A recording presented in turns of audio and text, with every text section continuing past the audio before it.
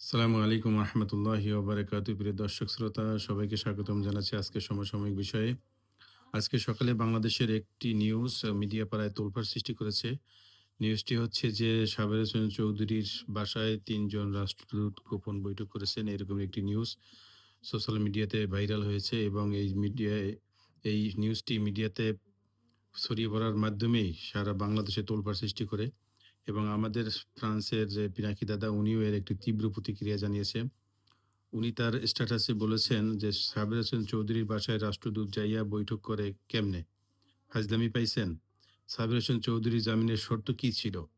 ওরে জামিন দিয়েছে কি আওয়ামী লীগকে নিয়ে দিন-দরবার করার লাগিয়া? হয় এই রাষ্ট্রদূতগুলোকে বাংলাদেশের অভ্যন্তরীণ রাজনীতিতে হস্তক্ষেপের অভিযোগে খেদান, নয়তো সাবের হোসেন চৌধুরীকে জেলে ভরেন। কথা ক্লিয়ার।" তো প্রিয় দর্শক শ্রোতা, উনি যে প্রতিক্রিয়া দিয়েছেন আমাদের প্রতিক্রিয়াও একই। সাবির হোসেন চৌধুরীকে যখন আ আ কি বলে? যখন তাকে জামিন দেওয়া হয়েছিল, আমরা সবাই মানে অবাক হয়েছিলাম যে এই সময়ে সাবির হোসেন চৌধুরীর মতো একজন মানুষ কিভাবে জামিনে মুক্তি পায়?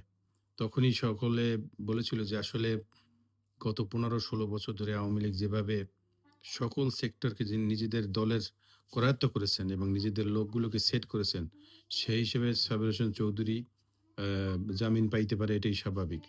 তো প্রিয় বন্ধুরা, তো আজকে দেখেন সেই সাবির হোসেন চৌধুরী আজ বাংলাদেশের অভ্যন্তরীণে বসে আওয়ামী লীগকে প্রতিষ্ঠিত করার জন্য নানান রকমের ষড়যন্ত্র এবং যা করা আওয়ামী লীগকে প্রতিষ্ঠিত করার জন্য এই ধরনের ষড়যন্ত্র করে যাচ্ছে এবং তার সাথে যোগ দিয়েছেন বিদেশি বিভিন্ন দেশের ৩ টি দেশের রাষ্ট্রদূত।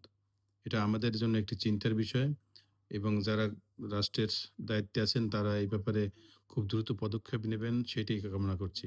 সবাইকে ধন্যবাদ। আসসালামু আলাইকুম ওয়া রাহমাতুল্লাহি ওয়া